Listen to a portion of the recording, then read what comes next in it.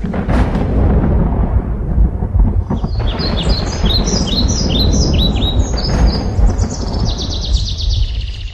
عليكم ورحمة الله وبركاته.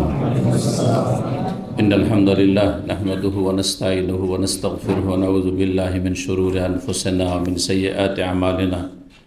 من يهده الله فلا مضل له ومن يضلل فلا هادي له. وأشهد أن لا إله إلا الله وحده لا شريك له وأشهد أن محمدا عبده ورسوله صلى الله تعالى عليه وعلى آله وصحبه وسلم تسليما كثيرا. أما بعد. সম্মানিত ভাতৃমণ্ডলী, আল্লাহ রাব্বুল আলামিনের প্রশংসা এবং নবী সাল্লাল্লাহু আলাইহি সাল্লামের উপর সালাত ও সালামের পর আজ সোমবার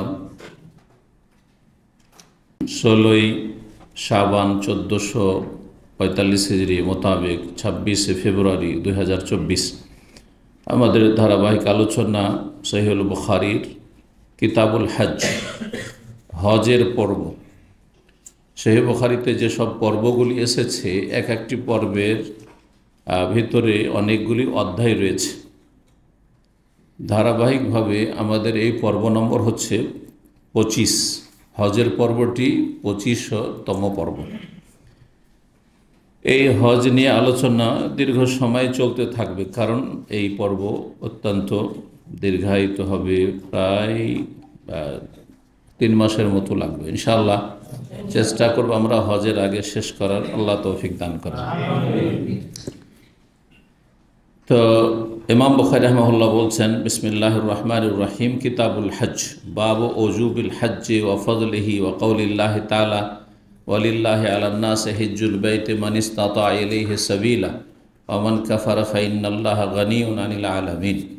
قال حدثنا عبد الله بن يوسف قال أخبرنا مالك عن ابن شهاب عن سليمان بن يسار عن عبد الله بن عباس رضي الله عنهما قال كان الفضل رديف رسول الله صلى الله عليه وسلم فجاءت امرأة من خثعم فجعل الفضل ينظر إليها وتنظر إليه وجعل النبي صلى الله عليه وسلم يصرف وجه الفضل إلى الشق الآخر فقالت يا رسول الله إن فريضة الله على عباده في الحج أدركت أبي شيخا كبيرا لا يثبت على الراحلة أفأحج عنه قال نعم وذلك في حجة الوداع।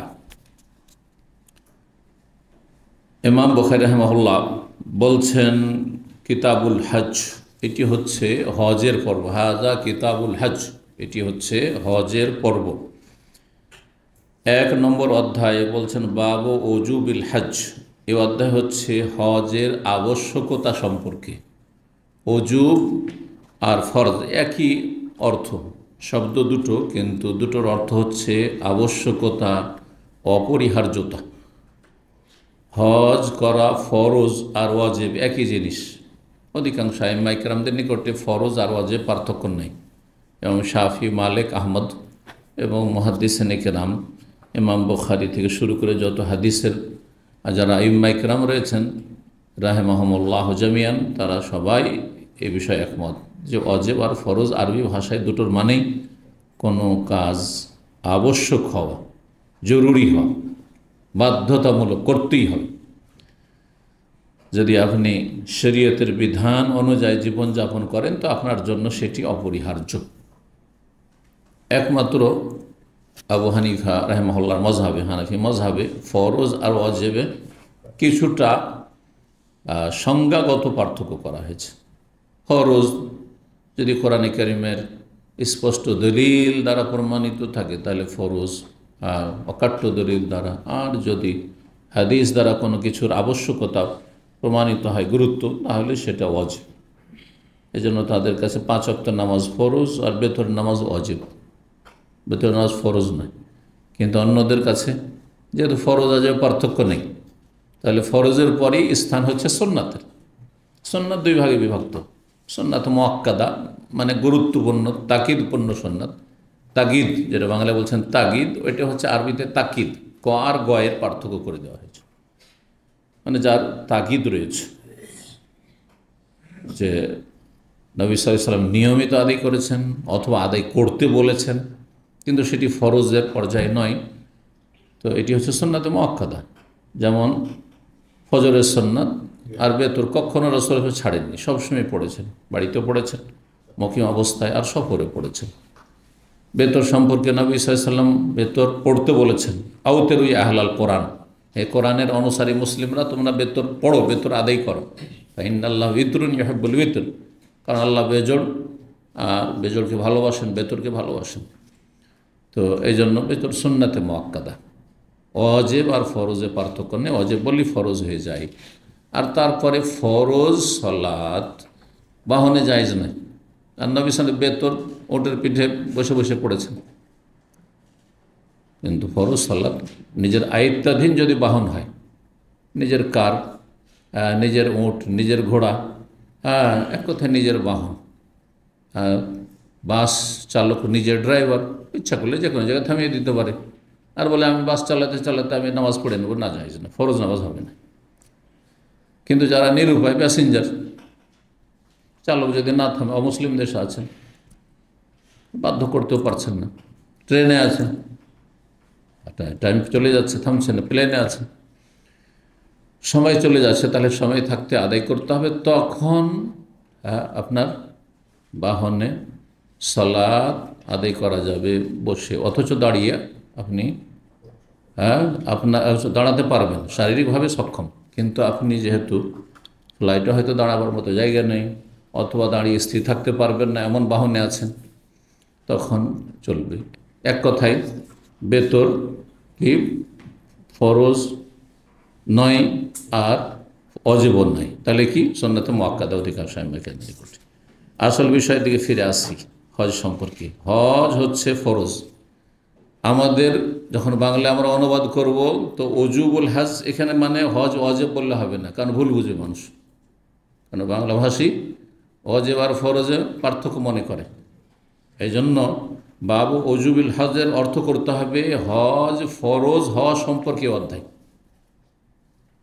ফরজের গুরুত্ব বুঝে, কিন্তু ওয়াজিবের গুরুত্ব অত বুঝে না মানুষ, আমাদের দেশের মানুষ। আর এই রকমটাই হয়েছে, একটা অনুবাদ আছে, পাঠ্যসূচি আছে না, আল মানহাজুত তালিমি, জুলফি সেন্টার থেকে অনুবাদ হয়েছে।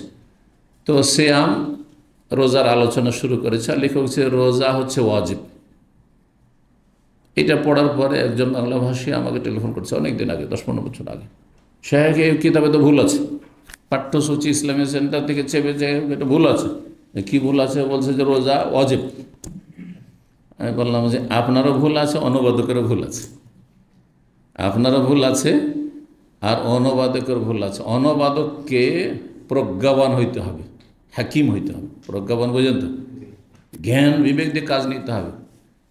হ্যাঁ, ওয়াজিব মানে ওয়াজিব করে দেবেন। আর আরব লেখক লিখেছে ওয়াজিব, ঠিক আছে, কারণ আরবিরা বুঝছে ওয়াজিব আর ফরজ একই জিনিস, কিন্তু বাঙালি যে পাঠক সে বুঝে না। সুতরাং আপনাকে সেখানে লিখতে হবে যে রোজা রমজান মাসের সিয়াম কি ফরজ, ওয়াজিব লেখা চলবে না। আপনার অনুবাদও ভুল করেছেন, আর আপনি বুঝতে ভুল করেছেন, যেহেতু আপনি ইসলাম ভালো করে বুঝেন না, সেই জন্য যে ওয়াজিব আর ফরজ একই জিনিস। জি, তো এখানে ইমাম বুখারী রাহিমাহুল্লাহ বলছেন বাবু ওজুবিল হজ্জি, এই অধ্যায় হচ্ছে হজ ফরজ হওয়া সম্পর্কে। যদি আপনি আরবি ভাষা দিয়ে বলেন ইসলামের পরিভাষা, তাহলে হজ ফরজ হওয়া সম্পর্কে, হজ ওয়াজিব হওয়া সম্পর্কে অনুবাদ করবেন না, কারণ বাঙালি যদি বুঝবে না, ভুল বুঝবে। আলী রাদিয়াল্লাহু তাআলা আনহু থেকে একটি উক্তি রয়েছে, হাদ্দিসিন নাসা আলা কদরে উকুলহিম, মানুষের বিবেক অনুযায়ী, ধারণ ক্ষমতা অনুযায়ী তাদের সাথে কথা বলো। কারণ আপনাদের সামনে কিছু ইংলিশে লেকচার শুরু করে দেয়, হ্যাঁ, তো কি যুক্তিসঙ্গত হবে না? কঠিন। আপনারা সাধারণ মানুষ, আপনাদের যেসব বিষয়ের প্রয়োজন সেগুলি না বলে যদি বিজ্ঞান চর্চা, এক শ্রেণীর বক্তারা আছে এগুলি করে, কারণ ওদের মাল মশলা দরকার শুধু। লাভ আছে জাতির? কোনো সংশোধন হয়েছে? কোনো সংশোধন হয়নি। তো মানুষ যতটা বুঝে সে অনুযায়ী তুমি আলোচনা করো।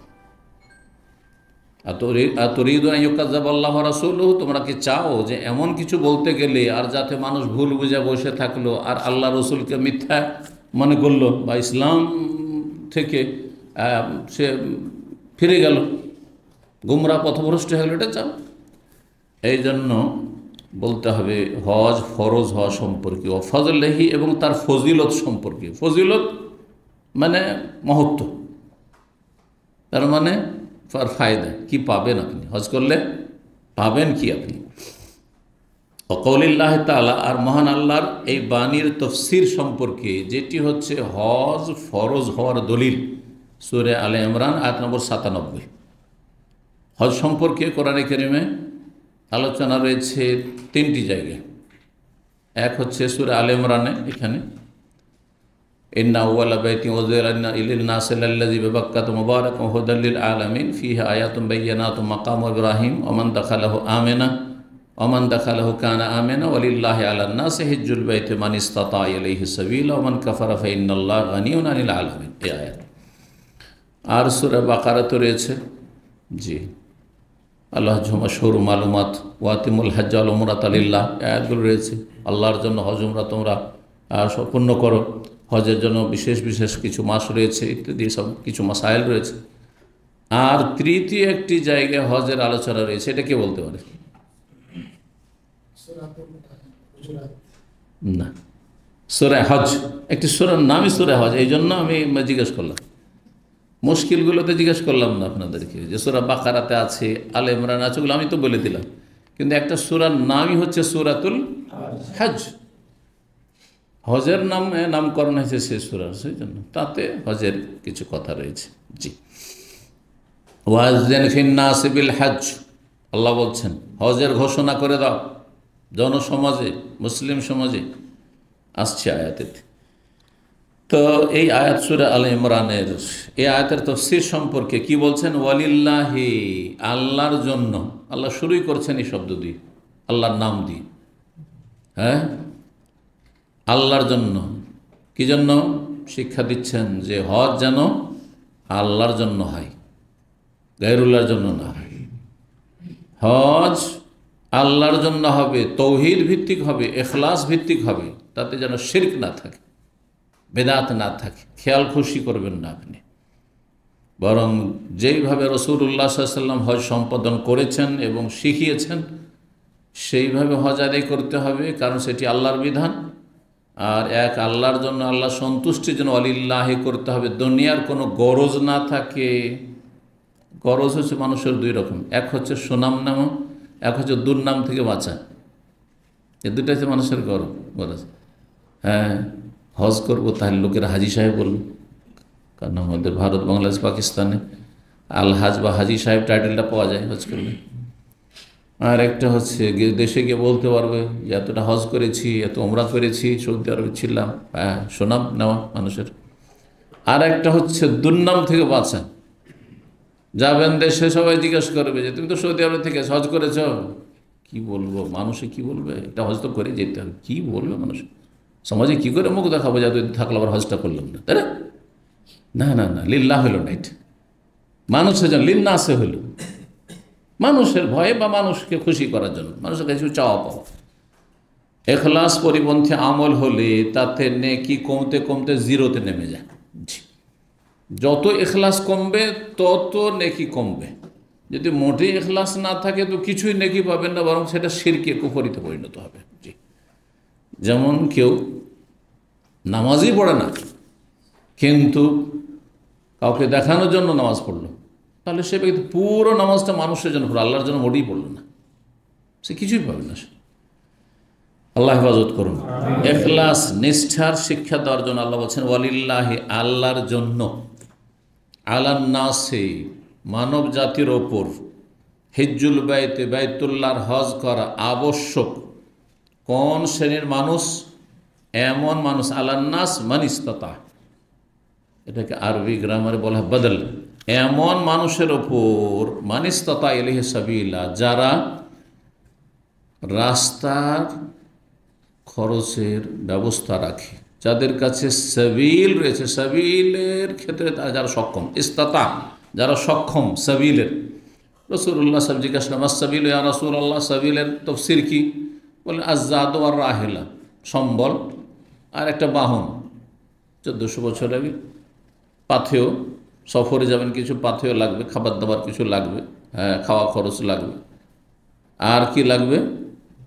একটা বাহন লাগবে, মানে একটা উট লাগবে। পায়ে হেঁটে যাওয়ার রাস্তা নয় যে পায়ে হেঁটে যাবেন, কিন্তু যারা কাছে আছেন, জেদ্দা, তায়েফ, মক্কার আশেপাশে 100 কিলোমিটারের মধ্যে আছেন, হেঁটে যাওয়া, হেঁটেই যেতে পারবে।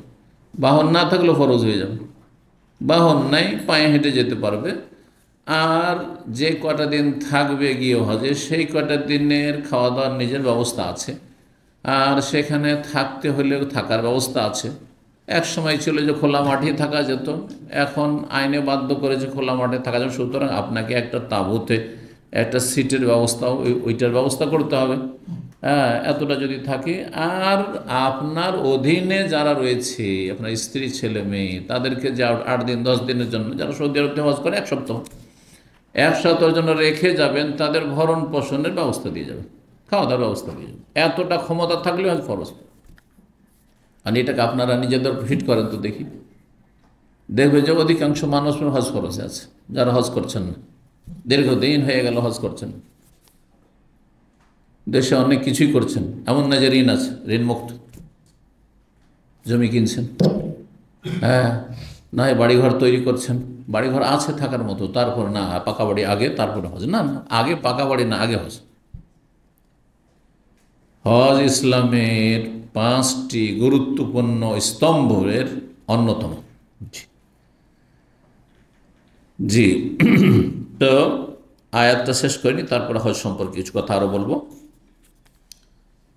সাবিল, যার কাছে রাস্তা খরচ আছে, মানে বুঝে নিল, তাহলে আপনাদের কাছে যদি এই দাম্মামে আছেন, শুনে রাখেন ভালো করে, এখান থেকে হজে যেতে আর আসতে যা খরচ লাগে, আর খরচটা বেড়ে গেছে। 10টা বছর পিছিয়ে চলে যান, তখন মাত্র 2 থেকে 3 হাজার টাকা হজ হইত। তো হজের খরচ আছে, আর এই কয়দিনের খরচ খরচা আপনার পরিবারকে দিয়ে যেতে পারবেন আপনি, তারা না খেয়ে মরবেন না, ঋণমুক্ত আছেন, তাহলে আপনাদের উপর হজ ফরজে আছে। আল্লাহ তৌফিক দান করুন। তাড়াতাড়ি করুন, এখনও সময় আছে, না হলে এমন একটা সময় আসছে যে হজ আরও ব্যয়বহুল হয়ে যাবে। তো শুধু আক্ষেপই করতে থাকবে যে হ্যাঁ, এই হজটা করতে পারলাম না, করছি করে। এবং আক্ষেপ শুধু না, এটা তো দুনিয়ার সামান্য আক্ষেপ, হয়তো হাসরের মাঠে আযাবের সম্মুখীন হবেন, জবাবদেহিতার সম্মুখীন হবেন, আর পরীক্ষায় ফেল করবেন, জাহান্নামের সম্মুখীন হইতে হবে, কারণ আপনি ফরজ ত্যাগ করেছেন আপনি। অমান কাফারা, তারপর আল্লাহ বলছেন অমান কাফারা, যে অস্বীকার করবে, যে অমান্য করবে, ফাইন্নাল্লাহ গানিউন আনিল আলামিন, আল্লাহ বলছেন অমান কাফারা, যে অস্বীকার করবে, যে অমান্য করবে। কেন বলে যে হজ করবে না, এই কথা বললেন না কেন? তাফসীরকাররা বলছেন হজের প্রসঙ্গ কি? হজ। তো আল্লাহ বলতেন যে হজ করবে না, ফাইন্নাল্লাহ গানিউন আনিল আলামিন, যে হজ করবে না, আল্লাহ তার ধারে না, আল্লাহ বিশ্ব জগৎ থেকে অমুখাপেক্ষী, আল্লাহ কার অমুখাপেক্ষী। কে হজ করলো আর না করলো, করলেই বাকি, না করলে বাকি, তোমাদের লাভ, আমার কি লাভ, রবের কোন লাভ? হজ করো, আল্লাহ দেবেন দুনিয়া আখেরাতে, তোমাকে দুনিয়া উত্তম বিকল্প দেবেন। হাদিস দ্বারা প্রমাণিত, ওলামায়ে কেরাম বলেছেন যে হজ আর উমরায় যে খরচ করে, তার বিকল্প আল্লাহ দিয়ে দেন, মানে তাতে ধন দৌলত কমে না। যেমন জাকাত দিলে, সাদকা করলে ধন দৌলত কমে না, ঠিক তেমনি হজ উমরা করলে ধন সম্পদ কমে যায় না, বরং তার বিকল্প বুঝেন তো, খালাফা আরবিতে বলা হয়, বিকল্প দেবেন। আল্লাহ আতে মুনফিকান খালাফা, প্রতিদিন সকালবেলা 2টো ফেরেশতা আসমান থেকে নেমে আসে, হাদিস জানা আছে, হ্যাঁ, সহিহ বুখারীতে হাদিস রয়েছে। মা মিন ইয়াউমিন ইউসবিহুল ইবাদু ফীহি, যে কোনো দিন যখন সকাল হয় বান্দার, ইল্লা মালাকান ইয়ানজিলান, 2টো ফেরেশতা নেমে আসে, জমিনে নেমে আসে, হাদিস। ইয়াকুল আহাদুহুমা, তাদের একজন বলে আল্লাহুম্মা আতে মুনফিকান খালাফা, হে আল্লাহ, যারা তোমার সন্তুষ্টির জন্য ব্যয় করে, খরচ করে, সন্তুষ্টির জন্য ব্যয় করা, জাকাত, সাদকা, এবং যে ফরজ ব্যয় বহন, স্ত্রী ছেলে মেয়েদের ভরণ পোষণ, আর তারপরে বাপ মা ইত্যাদি কচি কাঁচা ছোট নাবালক ভাই বোনেরা রয়েছে, অথবা অবিবাহিতা বোনেরা রয়েছে, যদিও সাবালিকা, দায়িত্ব আছে, বাপ পারছে না, দায়িত্ব আপনার। এইরকম ফরজ নফল যারা 2 রকমই, যারা খরচ করে, মুনফিকান, যারা খরচ করে তোমার রাস্তায়, তাদেরকে তুমি খালাফ দান করো, মানে উত্তম বিকল্প দান করো, যা খরচ করলো তার চাইতে উত্তম বিকল্প দান করো। ওয়াকুলুল আখার, ও দ্বিতীয় ফেরেশতা বদদুয়া দেয়, এক ফেরেশতা তো নেক দোয়া, ভালো দোয়া দেয় ভালো মানুষদেরকে, আর আরেক ফেরেশতা বদদুয়া দেয় কৃপণদেরকে, অসৎ লোকদেরকে, যারা হিসাবি এক একটা পয়সার হিসাব করে।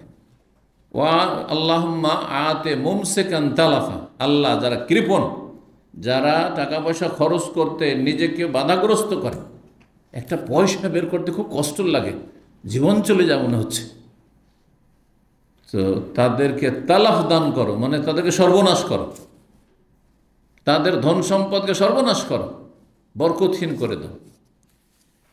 তো হাদিসও রয়েছে যে যারা হজ করে, উমরা করে, এতে হয় কি ফাইন্নাহুমা ইয়ানফি আনিল ফাকরা ওয়াজ যুনুব, তাতে দারিদ্র মোচন হয় আর গুনাহ ঝরে পড়ে, গুনাহও ঝরে পড়লো আর অভাব থেকে অভাবও দূর হইল। তাবে ওবাইনাল হজ্জ ওয়াল উমরাতে, তোমরা হজ উমরা পরপর করতে থাকো। একটা উমরা করলে 2-4 মাস 6 মাস গেল, আবার একটা উমরা করো। হজ করেছো 5 বছর হলো, আবার চেষ্টা করো। এই নয় যে জীবনে শুধু একটা হজ করে থেকে গেলাম, অথচ সচ্ছলতা আছে, করতে থাকো। তা এতে হবে কি ফাইন্নাহুমা ইয়ানফি আনিল ফাকরা ওয়াজ যুনুব, ফাকর অভাব দূর করবে আর যুনুব আর গুনাহকে দূর করে দেবে। জি, কামা নবী সাল্লাল্লাহু আলাইহি ওয়াসাল্লাম বলছেন, যেমন কামা ইয়ানফিল কির ও খাবাসাল হাদিদ, যেমন কামারের হাঁফরে লোহা দিলে আর জ্বালিয়ে পিটালে কি হয়ে যায়, যত মরিচা আছে সব দূর করে দেয়। তো এই ছিল আয়াত। হ্যাঁ, যে কথাটি বলছিলাম, আল্লাহ বললেন না এ কথা, হজের আলোচনা, যে হজ না করবে এই কথা বললেন না। ওমান কাফারা, যে অস্বীকার করবে, যে মানবে না, অমান্য করবে, এটা কেন বললেন? রহস্য হচ্ছে যে হজকে কেউ যদি অস্বীকার করে তাহলে সে কাফের, এটা আল্লাহ বলতে চেয়েছেন। আর এর ওপর ইজমা রয়েছে, হানাফি, শাফি, মালিক, হাম্বলি, ওলামা কেরাম, সমস্ত ওলামা কেরাম, মুহাদ্দিসিন, ফুকাহা সবাই বলছেন, কেউ যদি হজের ফরজ হওয়াকে অস্বীকার করে, যে হজ আমি মানি না, অথবা হজ করব না, অত সচ্ছল কীভাবে হজ করে, এত টাকা খরচ করে, তাহলে সেই ব্যক্তি কাফের, মুসলিম না, বিল ইজমা। অস্বীকার করলে এই ক্ষেত্রে, হজের ক্ষেত্রে, রোজা ওই রকমই, সিয়াম রমজান মাসের কেউ যদি অস্বীকার করে তাহলে কাফের, জাকাত কেউ যদি অস্বীকার করে তাহলে কাফের। কিন্তু সলাতের ক্ষেত্রে, নামাজের ক্ষেত্রে অস্বীকার করলেও কাফের, আর অস্বীকার করেন না, পড়বো সময় আছে পড়বো, আচ্ছা হুজুর দোয়া করিয়েন। বেনামাজিদের একটা বদ অভ্যাস কি, হ্যাঁ, হুজুরের দোয়া, আসলে দোয়াতে বিশ্বাসও নেই তার, এটা একটা কথা বলে কোনো রকম করে বিদায় করতে হয়। হ্যাঁ, যেমন ফকির মিসকিন বিদায় করে, কোনো একটা কিছু দিয়ে বিদায় করতে হবে, ওই রকমই কোনো একজন ভালো মানুষ বলছে যে নামাজটা পড়িয়েন, যে হুজুর দোয়া করিয়েন, বলে এই দোয়া তার কাজ হবে না, পরের দোয়া দিয়ে কাজ হবে না, আপনাকে আগে চেষ্টা করতে হবে, তারপরে দোয়া কাজে আসবে। 2 নম্বরে দোয়া, আগে আপনার মেহনত, পরিশ্রম, চেষ্টা। তো যারা নামাজ পড়বে না কিন্তু অস্বীকার করে না, অলসতা করে, পড়ছি করে, তারাও কাফের। এইটাই হচ্ছে সাহাবায়ে কেরামদের ইজমা, এবং পরে লোকেরা, ওলামারা ইখতিলাফ করলেও এটি হচ্ছে সঠিক মত, যে নামাজ ছাড়লে কাফের হয়ে যায়। মাঝে মধ্যে ছাড়লে কাফের হয় কি না একদল বলছেন, কিন্তু আরেক দল বলছেন না, একবারে টোটালি যারা পড়ে না, ধরেন গোটা সপ্তাহ নামাজ পড়ে না, তাহলে সে কাফের। 5 ওয়াক্তের 1 ওয়াক্ত পড়ল না, কাফের। আর 1 ওয়াক্ত পড়ে, আর 1 ওয়াক্ত পড়ে না, মাঝে মাঝে পড়ে, মাঝে মাঝে পড়ে না, বড় ফাসেক, হাসেক, কাফের কি না এটাতে দ্বিমত রয়েছে। তাদেরকে সরাসরি কাফের না বলে বলা যেতে পারে যে ওলামাদের এই মতটি বিশেষজ্ঞ, একেবারে নামাজ পড়ে না যারা, শুধু জুমা পড়ে, হয়তো ঈদ পড়ে, তারা কাফের। আর যদি অস্বীকার করে তাহলে ইসলামের বহু অসংখ্য বিধিবিধান রয়েছে যেগুলি সুস্পষ্ট কোরআন সুন্নাহ দ্বারা প্রমাণিত, অস্বীকার করলে কাফের হয়ে যায়। জি, তাহলে নামাজে, সলাতে আর জাকাত আর সিয়াম আর হজে পার্থক্যটা বুঝতে পারলেন, হুকুমের ক্ষেত্রে, গুরুত্বের ক্ষেত্রে, যে নামাজ ছেড়ে দিলেই কাফের হয় আর অস্বীকার করলেও কাফের হয়। পক্ষান্ত রোজা ছাড়ছে, আর যদি ভাই রোজা রাখো না কেন, হ্যাঁ রাখছি, হ্যাঁ, অস্বীকার করে না, তাহলে কাফের বলবেন, সে ফাসে, পাপিষ্ট সে। কিন্তু যদি অস্বীকার করে তখন কাফের সাথে। ওই রকমই জাকাতের ক্ষেত্রে, কৃপণতা করে দিচ্ছে না, কিন্তু যদি বলে জাকাত দেন না কেন, আরে দিব দিচ্ছি, অনেক দিচ্ছি, হ্যাঁ দিচ্ছি, অস্বীকার করে না, তাহলে সে ফাসেক, কাফের না সে। এইরকমই হজ করব, হ্যাঁ, কিন্তু নসিব হলো না, করলো না, তাহলে সেই ব্যক্তি ফাসিক, পাপিষ্ঠ, কিন্তু সে কাফের নয়। যদিও কিছু শাসানিমূলক কিছু দলিল রয়েছে যে যেই ব্যক্তি হজে সক্ষম অথচ হজ করল না, ফালা আলিহা ইয়ামুতা ইয়াহুদিয়ান ওয়ালা নাসার, তাহলে আল্লাহ কোনো পরোয়া করে না, সে ইহুদি খ্রিস্টান হয়ে মর, কিন্তু তার মানে এই না যে সে কাফের হয়ে যাবে। এটা শাসানিমূলক কথা, যাতে করে এমনটা না হয় তোমার পরিণাম খারাপ হয়ে যায়, তুমি হজ করলে না অথচ সচ্ছল ছিলে, আর শেষ পরিণামটা হলো যে ইহুদি নাসারাদের মতো হয়ে মরে গেলে, পথভ্রষ্ট হয়ে মরে গেলে। কিন্তু এটা তাকফির আর কাফের বলা যাবে না যদিও অস্বীকার না করে। তো হজ সম্পর্কে বলছিলাম কথা, হজ সম্পর্কে অনেক কথা বলার আছে, ইনশাআল্লাহ তাহলে একসাথে না হইলেও ইনশাআল্লাহ চলতে থাকবে। হজ কখন ফরজ হয়েছে? হজ কখন ফরজ? মক্কায় না মদিনায়? নবী সাল্লাল্লাহু আলাইহি ওয়াসাল্লাম মক্কায় কত বছর ছিলেন নবী হওয়ার পরে? কত বছর? 13 বছর। মদিনায় 10 বছর। নবুয়তি জীবন হচ্ছে 23 বছর। 40 বছর বয়সে নবী হলেন সাল্লাল্লাহু আলাইহি ওয়াসাল্লাম, আর তারপরে 23 বছর, তাহলে 63, তা 63-তে ইন্তেকাল করলেন সাল্লাল্লাহু আলাইহি ওয়াসাল্লাম। 10 বছর মদিনায়। মক্কায় শুধু সালাত ফরজ হয়েছে, যাকাত কেউ বলেছেন যে প্রাথমিক ফরজ হয়েছিল, কিন্তু বিধিবিধান আসেনি, বিধিবিধান মাসলা ডিটেলস মদিনায় এসছে। আর কেউ বলছেন না, মদিনায় এসে প্রথম দিকেই ফরজ হয়েছে। আর সিয়াম ফরজ হয়েছে দ্বিতীয় হিজরিতে, সিয়াম রোজা ফরজ দ্বিতীয় হিজরিতে। আর আপনার হজ কখন ফরজ হয়েছে? একদল বলছেন পঞ্চম বা ষষ্ঠ হিজরিতে, কিন্তু তাদের মতটি শক্তিশালী নয়, কারণ পঞ্চম ষষ্ঠ হিজরিতে দুই কারণে সহি নয়। একটি কারণ হচ্ছে যে পঞ্চম ষষ্ঠ হিজরিতে হজ ফরজ হয়ে যাবে, অথচ যেখানে গিয়ে হজ করতে হবে সেটি কাফেরদের দখলে। এটা কি করে যুক্তিসঙ্গত হইতে পারে? আল্লাহ এমন নির্দেশ নবীকে বা মুসলিমদেরকে কি করে দিতে পারেন যে মক্কাই যেতে পারছে না, আর হজ ফরজ করে দেবেন আল্লাহ রাব্বুল আলামিন? হইতে পারে? মক্কা বিজয় কখন হইল? অষ্টম হিজরিতে। হ্যাঁ, অষ্টম হিজরিতে। তাহলে পঞ্চম আর ষষ্ঠ হিজরিতে কি করে হজ ফরজ হয়ে যাবে, যেখানে কাফেরদের নেতৃত্ব? ষষ্ঠ হিজরিতে যখন আপনার হুদাইবিয়ার বছরে গেলেন, উমরা করতে গেছেন নবী সাল্লাল্লাহু আলাইহি ওয়াসাল্লাম সাহাবায়ে কেরামদেরকে নিয়ে 1400, কিন্তু যেতে দেওয়া হইল না। উমরা করতে তো যেতে দেওয়া হলো না, তাহলে কি করে ফরজ হইতে পারে? তাহলে এই মতটি এই কারণে ঠিক নয়। আর একটি হচ্ছে এমনটা হতে পারে না যে হজ ফরজ হয়ে গেল পঞ্চম ষষ্ঠ হিজরিতে, আর নবী সাল্লাল্লাহু আলাইহি ওয়াসাল্লাম কয়েক বছরের 5-6 বছর দেরি করলেন, এটা হইতে পারে না। এই দুটি কারণ। তাহলে সঠিক মত হচ্ছে হজ ফরজ হয়েছে নবম হিজরির শেষ দিকে, না হলে দশম হিজরির শুরুতে। জি, নবম হিজরির শেষ দিকে অথবা দশম হিজরির শুরুতে। নবম হিজরির শুরুতে যদি হয়, তো নবম হিজরিতে কেন নবী সাল্লাল্লাহু আলাইহি ওয়াসাল্লাম হজ করলেন না? এই জন্য করলেন না যে নবী সাল্লাল্লাহু আলাইহি ওয়াসাল্লাম দেখলেন যে মক্কা বিজয়ের পরে, মক্কা বিজয় অষ্টম হিজরি রমজান মাসে হলো, আর তারপরে তো শাওয়াল জিলকাদ জিলহজ চলে আসলো নবম হিজরি। এই সময়টায় মক্কায় এই বছরে কাফের মুশরিকেরা হজে এসছে, আর তারা তাদের যে শিরকি আর বেদাতি তরিকার যে হজ কাফের মুশরিকদের পত্তলিকদের, সেইভাবে তারা হজ করছে, এরম বলছে। আর তাতে নবী সাল্লাল্লাহু আলাইহি ওয়াসাল্লাম সাহাবায়ে কেরামদেরকে নিয়ে হজ করবেন, তাহলে ভেজাল মুক্ত হজ হবে না, ভেজাল মুক্ত হজ হবে না। মানুষ তো ভুল শিখে। তাহলে মক্কাকে এবং হজের যে স্থানগুলি, পবিত্র স্থানগুলি, মাশায়ের, মেনা, আরাফা, মুজদালিফা, এগুলিকে শিরক মুক্ত করতে হবে, শিরক মুক্ত করতে হবে। এই জন্য নবী সাল্লাল্লাহু আলাইহি ওয়াসাল্লাম আবু বকর সিদ্দিক রাদিয়াল্লাহু তাআলা আনহুকে হজের আমির বানিয়ে, দায়িত্বশীল বানিয়ে পাঠিয়ে দিলেন যে এবার হজ করো।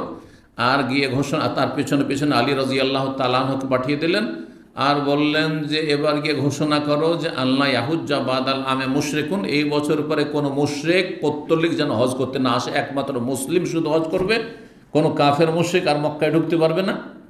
যে সূরা তওবার যে আয়াত, সে আয়াত শুনিয়ে দাও, ইন্নামাল মুশরিকুনা নাজাসুন, মুশরিক হচ্ছে নাপাক, অপবিত্র। সুতরাং ফালা ইয়াকরাবুল মাসজিদাল হারামা বাদা আমিম হাযা, এই বছরের পরে মসজিদ হারামের কাছেও যেন তারা না আসে। এর বাস্তবায়ন করার জন্য ঘোষণা করে দিল, আগামী বছর আর আসবে না। এবার আসলে আসে, সামনে বার আর কেউ আসবে না, কিন্তু তাদের দখলে আর নেই, সুতরাং তারা ক্ষমতা চালাতে পারছে না। ওয়ালায়াতুহু বিল বাইতি ওরিয়ানুন, আর বাইতুল্লাহর তওয়াফ করতো মুশরিকরা, বাইরে থেকে যারা বহিরাগত হাজি আসতো, মহিলা পুরুষ, যদি ওই রকম কোনো কাপড় মক্কার লোকদেরকে তারা ব্রাহ্মণ মনে করতো, হিন্দুদের মধ্যে যেমন ধর্মগুরু হচ্ছে ব্রাহ্মণ, হ্যাঁ, চারটি যে তাদের কাস্ট রয়েছে তার মধ্যে শুধু ব্রাহ্মণরা, হ্যাঁ, মন্দিরে ঢুকতে পারবে, তারাই হচ্ছে পুত পবিত্র, আর বাকি সব এগুলো শূদ্র, এগুলো সব নাপাক। হ্যাঁ, বুঝা গেছে? এরা বেদ স্পর্শ করতে পারবে না, এরা মন্দিরে ঢুকতে পারবে, এরা সরাসরি পুজো পাঠ করতে পারবে না। তো এই রকমই ছিল মক্কার কাফেরদের অবস্থা আর বাইরের লোকের অবস্থা। মক্কার লোকেরা নিজেদেরকে সিনিয়র মনে করতো, পাক পবিত্র মনে করতো, কোরাইশরা বা অন্যান্য যারা ছিল। আর বাইরের লোকেরা যখন হজে আসতো বলতো এইসব কাপড় পরে কত গুনাহ পাপ করেছি, সুতরাং আমাদের এইসব নাপাক কাপড় দিয়ে ইহরাম করা যাবে না। তাহলে কী করতে হবে? এইসব মক্কার পাক পবিত্র লোকদের কাছ থেকে কাপড় ধার চাইতে হবে। যদি পেয়ে গেল তো পেয়ে গেল, সবাই তো আর কাপড় পায় না, মক্কার লোকের কাপড় ধার। তখন কি করে? হ্যাঁ, যে এই কাপড়ের চাইতে উলঙ্গ হয়ে, হ্যাঁ, তওয়াফ করা আর হজ ওমরা করা, এইটাই হচ্ছে ধর্ম তাদের। জি, তাহলে প্রাচীন যুগ থেকে চলে আসছে মুশরিকদের ধর্ম হচ্ছে উলঙ্গ হয়ে ইবাদত বন্দেগী উপাসনা করা। বোঝা গেছে? আর এটা হচ্ছে তাহলে কার সুন্নাত? কোনো আম্বিয়া রাসূলের সুন্নাত নাই যে ধর্ম করবে, ইবাদত বন্দেগী করবেন আর বিবস্ত্র উলঙ্গ হয়ে, এটা কোনো নবী রাসূলের ধর্ম নয়। এই ধর্ম হচ্ছে তাহলে মুশরিক পৌত্তলিকদের ধর্ম। আর এই ধর্ম ভারত উপমহাদেশে চলে গেছে দুই জাতির মাঝে। হিন্দুদের মধ্যে ন্যাংটা সাধু আছে, আর মুসলিম মাজার পূজারী পীর পূজারীদের মধ্যে রয়েছে ন্যাংটা পীর রয়েছে। পাকিস্তানেও আছে, আর ভারতেও আছে, আর বাংলাদেশেও আছে। কথা বুঝতে পারছেন? আর ন্যাংটা পীর মানে কেউ যে ঘৃণা করবে তা না। একটা সাধারণ লোক যদি কেউ ন্যাংটা ঘুরে, কত ঘৃণা, তাই না? ছি ছি ছি। কিন্তু পীর যদি ন্যাংটা হয়, সাধু ন্যাংটা হয়, তাহলে তার থেকে তারপর রোগ নিচ্ছেন নারী পুরুষ সবাই। আউযুবিল্লাহি মিনাশ শাইতানির রাজিম। তাহলে এই জাতি আছে কোথায়? জি, এই ধর্ম হচ্ছে মক্কার কাফের মুশরিকদের, আরবের 1400 বছর আগের কাফের মুশরিকদের ধর্ম। আল্লাহ হেফাজত করুন। তো ঘোষণা করে দেওয়া হলো যে আগামী বছর কোন উলঙ্গ ব্যক্তি তওয়াফ করতে পারবে না, ওয়ালা ইয়াতুফু বিল বাইতি ওরিয়ান। হ্যাঁ, তো তারপরে নবী সাল্লাল্লাহু আলাইহি সাল্লাম 10ম হিজরিতে কী করলেন? হজ করলেন। 10ম হিজরিতে বিদায় হজ করলেন। জি, তো এই হজ ফরজ। চলেন তারপরে তাহলে হাদিসের দিকে যাই। বলছেন 1513 নম্বর হাদিস। হাদিস আব্দুল্লাহ বিন আব্বাস রাদিয়াল্লাহু তাআলা আনহুমা বর্ণনা করছেন। তিনি বলছেন, কানাল ফজলু রাদিফা রাসূলিল্লাহ সাল্লাল্লাহু আলাইহি ওয়াসাল্লাম। ফজল বিন আব্বাস, আব্দুল্লাহ বিন আব্বাসের ভাই, আরেকজন ভাইয়ের নাম ছিল ফজল বিন আব্বাস, আব্বাসের ছেলে ফজল। আর এই ফজল অত্যন্ত সুন্দর সুঠাম মানুষ ছিল, লম্বা আর সুন্দর, যেমন দেখতে আর ওই রকমই ফর্সা আর সুঠাম মানুষ ছিল, আর যুবক ছেলে একবারে। হ্যাঁ, রাসূলুল্লাহ সাল্লাল্লাহু আলাইহি ওয়াসাল্লামের আত্মীয় হিসাবে কে হয়? চাচাতো ভাই, আব্বাসের ছেলে আব্দুল্লাহ, আর আব্বাসের ছেলে ফজল। এক ভাই আর এক ভাই সম্পর্কে বর্ণনা করছেন যে আমার ভাই ফজল রাসূলুল্লাহ সাল্লাল্লাহু আলাইহি ওয়াসাল্লামের বাহনের পেছনে বসেছিল। রাদিফ বলা হয় ওঁটের পিঠে, যে পিছনে ওঁটের পিঠে বা বাহনের আপনার ঘোড়ার পিঠে, খচ্চরের পিঠে যে পিছনে বসে থাকে তাকে রাদিফ বলা হয়। জি, আজকাল যেমন আপনার বাইকে, মোটর সাইকেলে দুইজন বসলে পিছনে একজনকে বসাচ্ছেন, যে চালক সামনে বসছে আর পিছনে একজন বসছে, এ হচ্ছে রাদিফ তখনকার ভাষায়, আরবি ভাষায়। তো এই ফজল বিন আব্বাস রাসূলুল্লাহ সাল্লাল্লাহু আলাইহি ওয়াসাল্লাম পেছনে বাহনে বসেছিল। ফাজাআত ইমরাআতুন, হজের মৌসুম, বিদায় হজের বছরের ঘটনা। জনৈক মহিলা আসলো খাসআম গোত্রের, খাসআম বংশের একজন মহিলা আসলো মাসলা জিজ্ঞাসা করার জন্য। কিন্তু মহিলাও সুন্দরী, আর এই যে ফজল, এও বড় সুন্দর। এখন একে অপরের দিকে তাকাইতে শুরু করেছে। এটা প্রাকৃতিক বিষয়, যুবক যুবতীর দিকে তাকাবে। পুরুষের একটা নারীর দিকে টান আছে, আর নারীর পুরুষের দিকে টান আছে। আমরা পুরুষরা অনেক সময় মনে করি যে মনে হয় আমাদেরই শুধু টানটা আছে কার দিকে? হ্যাঁ, মহিলা জাতির দিকে। মহিলা দেখলেই তাকাতে ইচ্ছা করে, তাই না? না, মহিলাদের মধ্যে আল্লাহ এটা দিয়ে দিয়েছেন, এটা প্রকৃতি তাদের, যে কোনো যুবক দেখলে হ্যাঁ ওর দিকে তাকাতে চাইবে। একমাত্র আল্লাহর ভয় তাকওয়া যার মধ্যে আছে, ওই রকম পুরুষদের মধ্যে যার মধ্যে তাকওয়া আছে সে তাকাবে না, সে কোরআনের বাণীর উপর আমল করবে। ইয়া গুদ্দু মিন আবসারিহিম, দৃষ্টি নত করে নাও, সূরা নূরে আল্লাহ বলছেন। ওই রকমই মহিলা কুল্লিল মুমিনাতে ইয়াগদুদনা মিন আবসারিহিন্না, মুমিন নারীদেরকে বলো রাস্তাঘাটে চলাফেরা করলে বা বেগানা নন মাহরাম পুরুষ সামনে পড়লে ইয়াগদুদনা মিন আবসারিহিন্না, তারা যেন দৃষ্টিকে অবনমিত রাখে, দৃষ্টি নিচে রাখে। এটা হচ্ছে ইসলামের নির্দেশ। কিন্তু এর ব্যতিক্রম যারা দিন পালনে দুর্বল, ইমান দুর্বল, আর শারীরিক চাহিদা রয়েছে, তারপরে যৌবন রয়েছে বিশেষ করে, তো স্বাভাবিক এটা ফিতরি জিনিস, প্রাকৃতিক জিনিস যে পুরুষ নারীর দিকে তাকাবে, নারী পুরুষের দিকে তাকাবে। আর যুবক হলে তো বলতে হয় না, অবিবাহিত হলে আরও বেশি। সেটা অনেক সময় নেক মানুষ কিন্তু অবিবাহিতা স্বাভাবিক যে অবিবাহিতা সে একটা জোড়ার আশা করছে, আর অবিবাহিত সেও একটা আশা করছে যে আমি আমার জোড়া খুঁজি, তো যার ফলে তাকাতে পারে, স্বাভাবিক এটা। তো বলছেন ফজল একবারে যুবক ছিল, বলছেন ফজল কি করতে লাগলো, ফাজা আল ফজল ইয়ানজুরু ইলাইহা, যখন ওই মহিলা সামনে এসেছেন নবী সাল্লাল্লাহু আলাইহি ওয়াসাল্লামের সামনে জিজ্ঞাসা করার জন্য, ফজল পিছন থেকে ওই মহিলার দিকে তাকাতে শুরু করেছে। ও তানজুরু ইলাইহি, ওই মহিলাও তার দিকে তাকাতে শুরু করেছে। তাহলে চার চোখ একসাথে মিলিত হয়ে যাচ্ছে, আর এখানেই ফিতনা বেড়ে যায়। যদি দুটো চোখ দেখে, দুটো চোখ না দেখে, চোখে চোখ না পড়ে, তো ফিতনার আশঙ্কা অনেকটাই কমে যায়। কারণ একটা মহিলা তাকাচ্ছে আপনার দিকে, অনেক সময় এটা হয় যে মহিলা তাকাচ্ছে কিন্তু আপনি বুরখেপি করছেন না, ডানে বামে কি আছে না আছে, বা বুঝতে পারছেন আমার দিকে তাকাচ্ছে না, আপনি তাকাচ্ছেন না তার দিকে, তাহলে ফিতনা হবে না। হ্যাঁ, ওই রকমই অনেক পুরুষ আছে বদ প্রকৃতির, ও মহিলা গেলেই তাকাচ্ছে তার দিকে, মহিলা তার দিকে তাকায় না, কোনো ফিতনা নেই। আল্লাহ হেফাজত করুন। তো এই তাকাতাকি যখন শুরু করে দিয়েছে দুইজনে, নবী সাল্লাল্লাহু আলাইহি ওয়াসাল্লাম রাসূল আল্লাহ, তার ওপর ভালো কাজের উপদেশ দেওয়া, অন্যায় কাজে বাধা দেওয়া ফরজ, ফরজে আইন তার ওপর। আমাদের ফরজে কেফায়া, কিন্তু আমাদের ওপর ফরজে কেফায়া, কিন্তু আম্বিয়া রসুলগণ আপন আপন যুগে তাদের ওপর ভালো কাজের উপদেশ দেওয়া, ভালো কথা বলা আর অন্যায় থেকে সতর্ক করা কি ফরজে আইন, ফরজে আইন। কারণ তাদের বিকল্প কেউ নেই তাদের মতো, তাদের যুগে। কিন্তু আমাদের বিকল্প কেউ থাকতে পারে। আমাদের ফরজে আইন কখন হবে, এইরকম কোনো খারাপ কিছু দেখলে, অথবা ভালো কিছু হওয়া চাই কিন্তু ভালো কিছু হচ্ছে না, সেখানে ভালো উপদেশ দেওয়া, অন্যায় কাজে বাধা দেওয়া, কখন ফরজে আইন হবে, যখন আমার ছাড়া কেউ বিকল্প নেই। যেন আমি একা আছি কোনো জায়গায়, আর সেখানে আমার চোখের সামনে একটা অন্যায় কাজ হচ্ছে, তাহলে তখন আমার ওপর অন্যায়ের প্রতিবাদ করা আর ভালো কাজের উপদেশ দেওয়া ফরজে আইন, আমার উপরে ফরজ হবে। কিন্তু ধরেন আমরা 2-3 জন আছি, আর 2-3 জন মোটামুটি 19-20 একই রকম মানের এলেমের দিক থেকে, হ্যাঁ, তাহলে তখন এই 2-3 জন আমরা যারা আছি আলেম, তাদের একজন যদি অন্যায়ের প্রতিবাদ করে দেয় যথেষ্ট। এই না যে সবাইকে বলে উঠতে হবে, জরুরি না, কিন্তু বোঝা গেছে না? এর নাম হচ্ছে ফরজে কেফা। একজন করলে সবাই, আমরা সবাই আছি, আর এখানে একজন একটা অন্যায় কাজ করলে, এই যে ঘুমাচ্ছে মনে করে, দার্সের সময় ঘুমান, এটা ভুল কাজ না?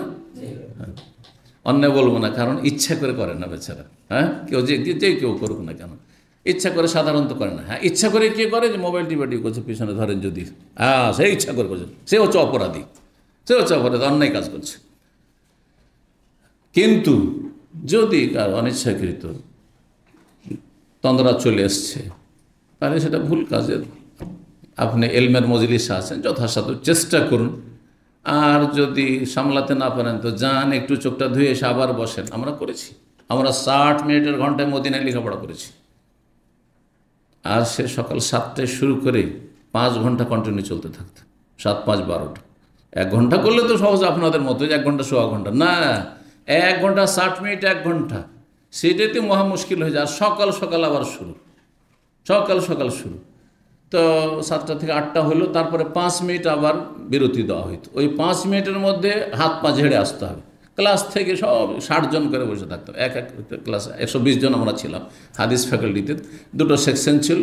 বাইরে গেলাম আর হাত পা ঝেড়ে একটু হরকত টরকত করে, আর যদি ঝিমাচ্ছি ধরেন, সেটি কেমন লাগছে, একটু গেলাম টয়লেটের সামনে, আর তারপরে গিয়ে তাড়াতাড়ি করে চোখ মুখ একটু ধুয়ে আবার চলে আসলাম।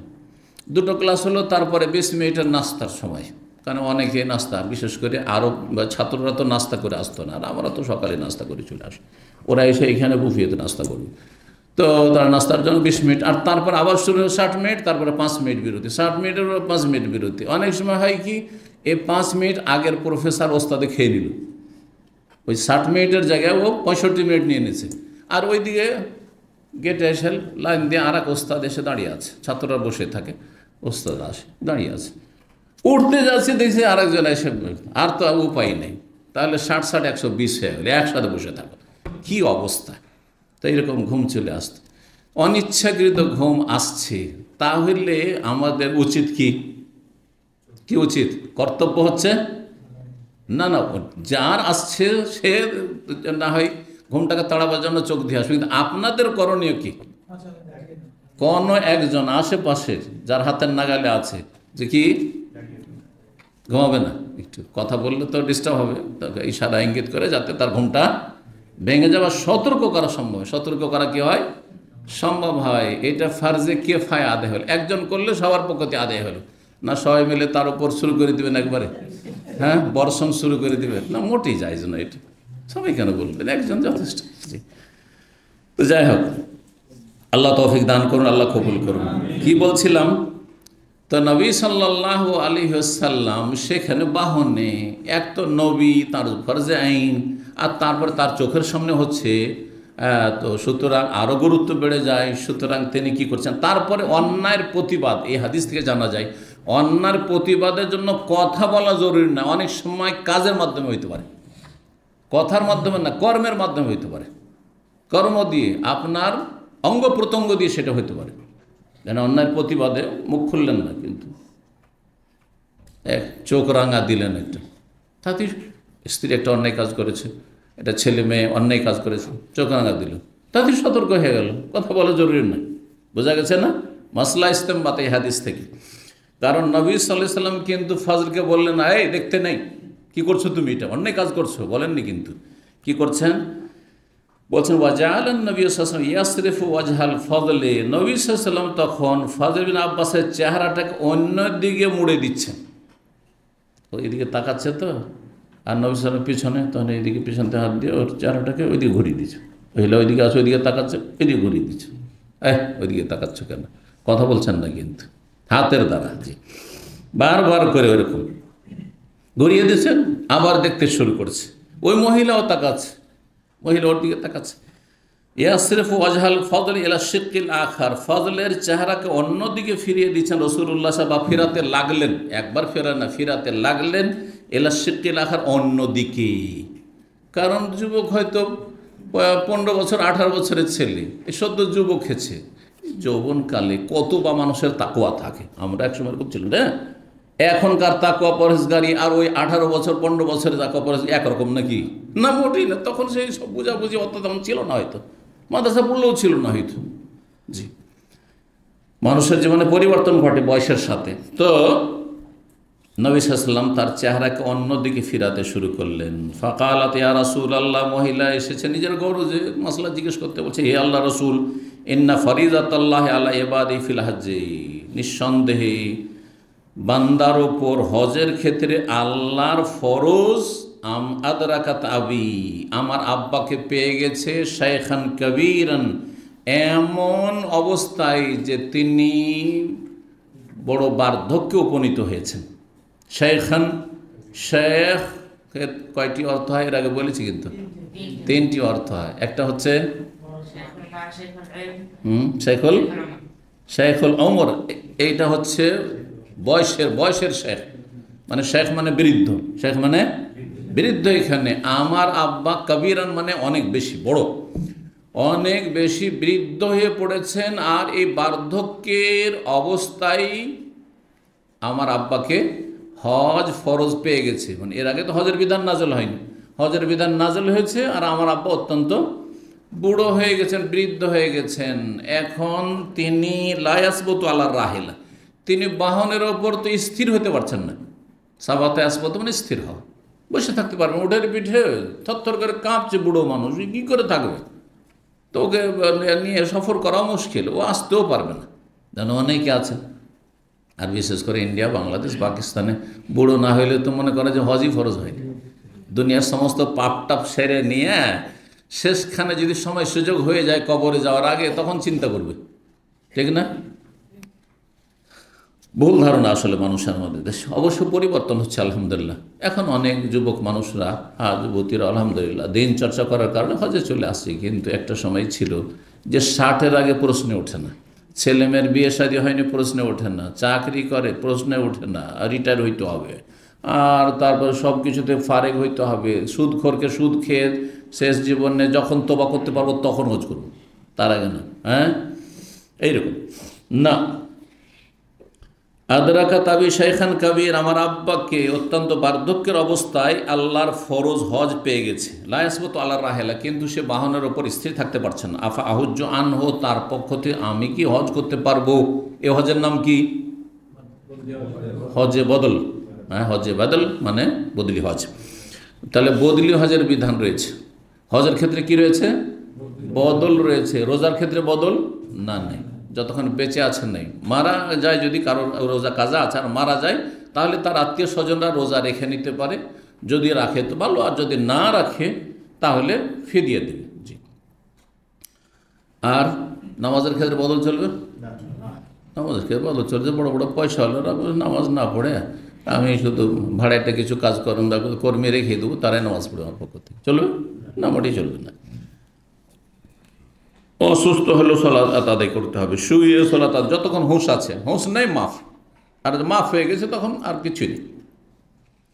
একমাত্র হজের ক্ষেত্রে যখন বদল আছে, তো উমরার ক্ষেত্রে বদল আছে, এটা হচ্ছে সঠিক। কিন্তু কিছু ওলামারা পার্থক্য করেছেন, না হজের বদল আছে উমরার বদল নাই, তাদের ফতোয়া ঠিক নয়।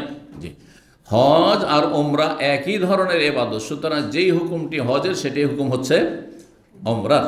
জি, একমাত্র শরীয়তে যদি কোথাও ব্যতিক্রম থাকে সেটা ভিন্ন বিষয়। আফা আহুজ্জ আনহু, তার পক্ষ থেকে হজ করতে পারবো? কালার নাম, হ্যাঁ পারবে। এখানে আরেকটি মাসলা বোঝা গেল যে পুরুষের হজ মহিলা করতে পারে, মহিলার হজ পুরুষ করতে পারে। কারণ মেয়ে বলছে আমার বাবার হজ করবো, একথা বললেন না, না না না, তুমি মহিলা মানুষ পুরুষের হজ করতে পারবে না, বললেন? এহরামে যে বিধি নিষেধে পার্থক্য আছে, তারপরেও অসুবিধা নেই। কিন্তু একটি মাসলা জানতে হবে, যেই ব্যক্তি বদলি হজ করবেন তার জন্য জরুরি যে নিজের হজ অলরেডি তার করা আছে। যদি বলেন যে অভাবী, সে তো নিজের হজ করতে পারবে না, তো বদলি হজে যাওয়ার তার যোগ্যতা নেই। এটি হচ্ছে সঠিক মত। এই মর্মে লাব্বাইক আন শুবরমার সহি হাদিস রয়েছে। আর এটি হচ্ছে শাফি, মালিক আর ইমাম আহমদ আর আহলুল হাদিস, মুহাদ্দিসিন সমস্ত ওলামাদের মত, যে যেই ব্যক্তি বদলি হজ করবে তার জন্য আবশ্যক হচ্ছে তার হজ যেন অলরেডি ফরজ হজ আদায় থাকে। যদি না থাকে, ফরজ হজ আদায় নেই, আর সে বদলি হজে চলে আসছে, তাহলে যে বদলি হজে এসছে সেটি অটোমেটিকলি তার হজে রূপান্তরিত হবে। যদিও সে নিয়ত করুক আর নিয়ত পড়ুক, বলুক লাব্বাইক উমরাতান ফুলানি, আল্লাহ আমি অমুকের হজ করতেছি, তার হজ হবেই না, বদলি হজ হবে না, তার হজ হয়ে যাবে। এটা হচ্ছে সঠিক মত। নবী সাল্লাল্লাহু আলাইহি সাল্লামের সেই হাদিসটি স্মরণ করিয়ে দিই। একজন সাহাবী বলছেন, লাব্বাইক আন শুবরমা, আমি শুবরমার পক্ষ থেকে লাব্বাইক বলছি। নবীজি জিজ্ঞাসা, ওমা শুবরমা বা ওমান শুবরমা, শুবরমা কে? তখন বললেন, আখুন লি আও করিবুন লি, আমার ভাই বা নিকট আত্মীয়। তখন নবী সাল্লাল্লাহু আলাইহি সাল্লাম বললেন, হাল হাজাজতা আন নাফসিকা, তুমি তোমার হজ করেছো? বলছেন, না, আমার হজ তো করিনি, কারণ বিদায় হজ প্রথম হজ, সেটা ইসলামের ইতিহাসে প্রথম হজ, তার হজ করলো কোথায়? তোমার হজ করেছে? বলছেন, না আমি করিনি। বলছে, হুজ্জা আন নাফসিকা সুম্মা হুজ্জা আন শুবরমা, আগে তোমার হজ এই বছর করে নাও, আর আগামী বছর শুবরমার হজ তুমি করবে, অসুবিধা নেই। বোঝা গেছে? কিন্তু আবু হানিফা রাহিমাহুল্লাহর মযহাবে এই শর্ত নেই। হতে পারে এই হাদিস তার কাছে পৌঁছেন, পরে এই হাদিসগুলো যখন সংকলন হয়েছে তখন দেখা গেছে সরাসরি হাদিসের সাথে সাংঘর্ষিক এই ফতোয়া। হাদিস রাসূলুল্লাহ সাল্লাল্লাহু আলাইহি সাল্লামের শিক্ষা, তালিম, হাদিসের বিপরীত যদি কারো ফতোয়া হয় তো সেটা নেবেন নাকি? আর সেটা নিলে ঈমান টিকে থাকবে? সতর্ক হইতে হবে। হতে পারে তিনি মাজুর ছিলেন, কিন্তু আমার ওজর কোথায়? তার কাছে আমি ধরেন একটা মাসলা জানতে পারলাম না, তো আমার ওজর আল্লাহ গ্রহণ করবেন, কিন্তু আমার পরে আপনারা মাসলা জানলে যে না শেখ যেটা বলেছেন ভুল, তাহলে আপনাদের ওজোর কথা যে না আমি শাইখের কথা ছাড়বো না, হারাম কাজ করবেন আপনি। বুঝতে পারছেন না পারছেন না? জি, জানার পরে আর কোনো ওজন নেই। না জানছেন ঠিক আছে, ওনার জন্য ওজোর ছিল যে ওনার কাছে এই সুব্রহ্মণ্য হাদিস হয়তো পৌঁছেনি বা সহি সূত্রে পৌঁছেনি। হাদিসের কিতাবগুলো তখন লেখা হয়নি, সবগুলো তার পরে পরে লেখা হয়েছে। হাদিস তাহলে ছড়িয়ে ছিটে মানুষের মুখে ছিল বা ছোট ছোট পাণ্ডুলিপিতে ছিল। তখনকার যুগে তো কাগজও ছিল না। ইমাম আবু হানিফা, শাফি, মালিক হতে কোথায় কাগজের জামানা তখন। জি, তো যাই হোক, নবী সাল্লাল্লাহু আলাইহি ওয়াসাল্লাম বললেন যে হ্যাঁ, ওয়াযালিকা ফি হাজ্জাতিল ওয়াদাই, বিদায় হজের ঘটনা। এটি ঘটনা কোথাকার ছিল? বিদায় হজের ঘটনা। জি, তো এই হাদিস নিয়ে এসে ইমাম বুখারী রাহিমাহুল্লাহ কি বলতে চাইলেন, শিখাতে চাইলেন, যেটা বলতে চাইলেন যে অধ্যায়ের সাথে সম্পর্ক, যে হজ হচ্ছে ফরজ। হজ ফরজ কথাটা হাদিসে কোথায় আছে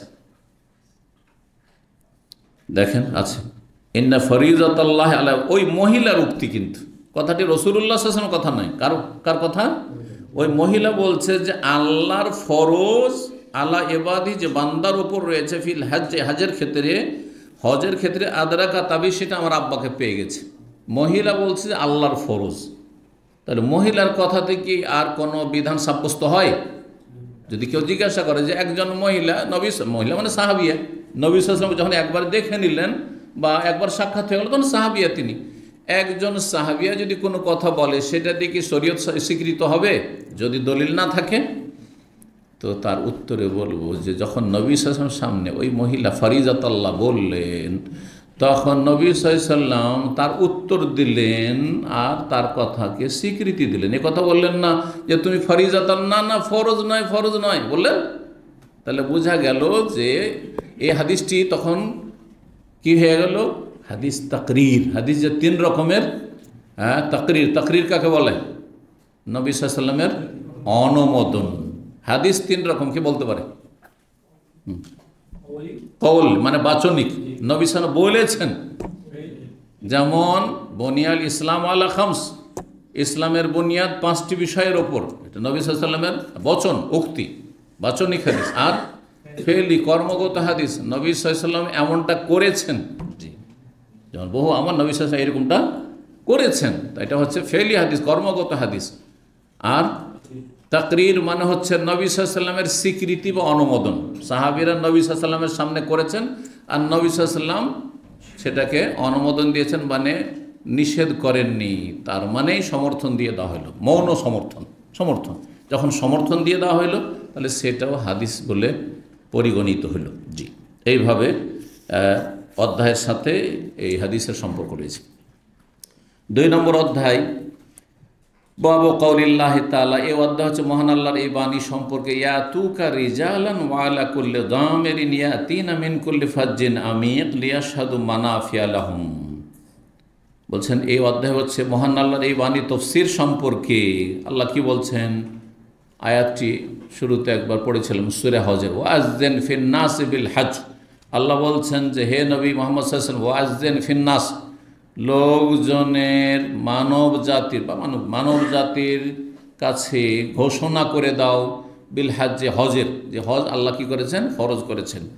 ইয়াতুকা রিজালান, তোমার কাছে তারা আগমন করবে হজ করার জন্য।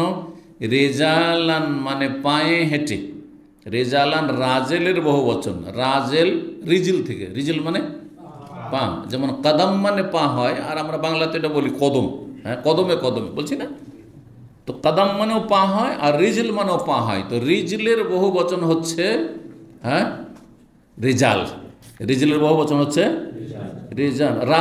রিজিলের না, রিজিল থেকে, রিজিল শব্দ থেকে এসছে। রিজিল মানে পা, ওর বহু বচন আরজুল, ও আরজুলাকুম মিনাল কাবাইন। যখন উজুতে আল্লাহ পা ধোয়ার কথা বলেছেন তখন কি বলেছেন? তোমাদের পাগুলিকে ধৌত করো, কাবাইন টাকনা সহ, 2 টাকনা সহ। তো রিজিল পা, আর তার জমা বহু বচন হচ্ছে আরজুল। কিন্তু পায়ে যারা হাঁটে তাকে কি বলে? পায়ে যে হাঁটে তাকে বলে রাজেল। একজন হলো রাজেল, যে পায়ে হেঁটে চলে, রিজিল দিয়ে হাঁটে। তো রাজেলের বহু বচন রেজাল, রাজেলের বহু বচন হচ্ছে রেজাল। যে রাজেল মানে পদযাত্রী যে পায়ে হাঁটে। রিজালান তার বহু বচন, ইয়াতুকা রিজালান তারা যেন হজে আসে পায়ে হেঁটে, ওয়ালা কুল্লে দামের, দামের মানে ক্ষীণ উষ্ট্রি, এমন উষ্ট্রি যে দীর্ঘ পথ অতিক্রম করার কারণে, সফর দীর্ঘায়িত হওয়ার কারণে, অনেক দূর দূরান্ত থেকে আসার কারণে ঠিকভাবে চারা পানি পায়নি, যার ফলে সেই উট বা উষ্ট্রি ক্ষীণ হয়ে পড়ে, দুর্বল হয়ে পড়েছে। জি, ওয়ালা কুল্লে দামের, আর প্রত্যেক ক্ষীণ উষ্ট্রির ওপর চেপে যেন তারা আসে, যার জন্য যেটা সুবিধা। কারো জন্য সুবিধা যদি হয় পায়ে হেঁটে আসবে, কারো জন্য যদি সুবিধা হয় বাহনে, তাহলে বাহনে আসবে। কোরআনের আয়াতে দুই রকমের কথা বলা হয়েছে, আর বাহন যে কোনো রকম হইতে পারে। আজকালকার যুগে বহু রকম বাহন হয়ে গেছে, কিন্তু তখনকার যুগের মরুভূমির বাহন ছিল উট।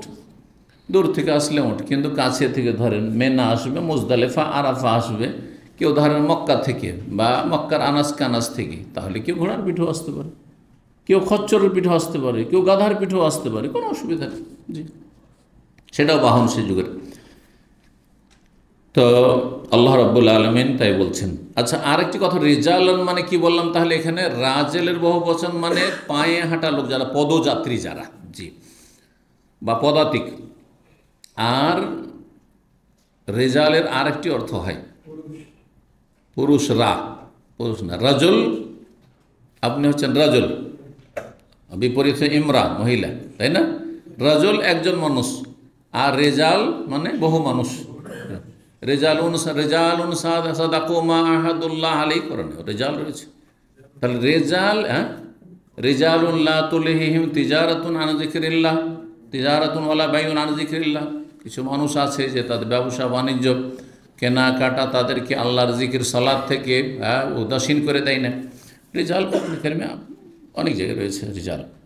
আর রেজাল কওয়ামুন আলান নেসা, তো রেজাল মানে পুরুষরা, আর এখানে রেজাল মানে কিন্তু পুরুষরা নাই, পুরুষরা করলে অর্থই হবে না। এখানে কি হয়ে গেল তাহলে? দেখেন পার্থক্য কিসে গিয়ে পার্থক্য, এক বচনে গিয়ে পার্থক্যটা বুঝতে পারছি। রাজলের বহু বচন যখন রেজাল হবে তখন পুরুষ, পুরুষ মানুষ, আর রাজেলের বহু বচন যখন রেজাল হবে তখন পায়ে হাঁটা মানুষ, পায়ে হাঁটা মানুষ, জি, পদযাত্রী। ইয়াতিনা মিন কুল্লি ফাজ্জিন আমিক, সেই সব উষ্ট্রিগুলি বা বাহনগুলি আসবে মিন কুল্লি ফাজ্জিন আমিক, দূর দূরান্ত থেকে, দূর দূরান্ত থেকে। ফাজ্জুন আর আমিক, আমিক মানে গভীর, আর ফজ্জুন মানে হচ্ছে প্রশস্ত, মানে দূর দূরান্ত থেকে। তার ভাব অর্থ হচ্ছে দূর দূরান্ত থেকে। কিসের জন্য হজে আসবে? লিয়াশহাদু মানাফিয়া লাহুম, যাতে করে তারা বহুমুখী উপকারিতায় উপস্থিত হতে পারে। তাহলে হজে ওমরাতে বহুমুখী কী রয়েছে? উপকারিতা রয়েছে, উপকারিতা, দিন নিয়ে উপকারিতা রয়েছে, ধর্মীয় উপকারিতা রয়েছে, পার্থিব উপকারিতা রয়েছে, পার্থিব উপকারিতার মধ্যে আর্থিক উপকারিতা রয়েছে, আর তারপরে আপনার পারিবারিক সামাজিক উপকারিতা রয়েছে, জাতীয় উপকারিতা রয়েছে, আন্তর্জাতিক উপকারিতা রয়েছে। জি, বিশ্ব মুসলিমদের সম্পর্কে আপনার খোঁজ খবরগুলি কীভাবে পাবেন?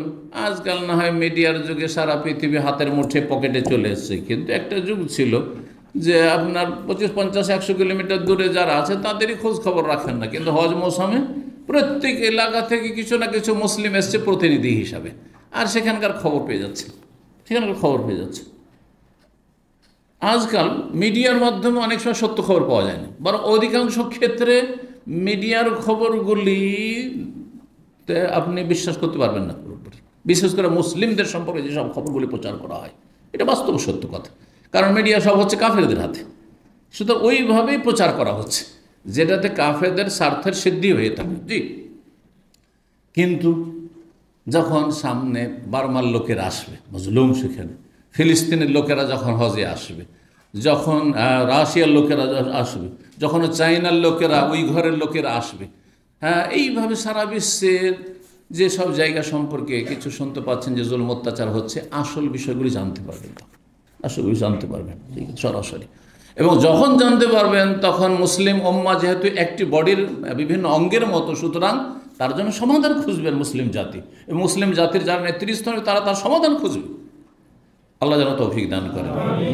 এছাড়াও বহুমুখী উপকারিতা রয়েছে, বহুমুখী উপকারিতা রয়েছে।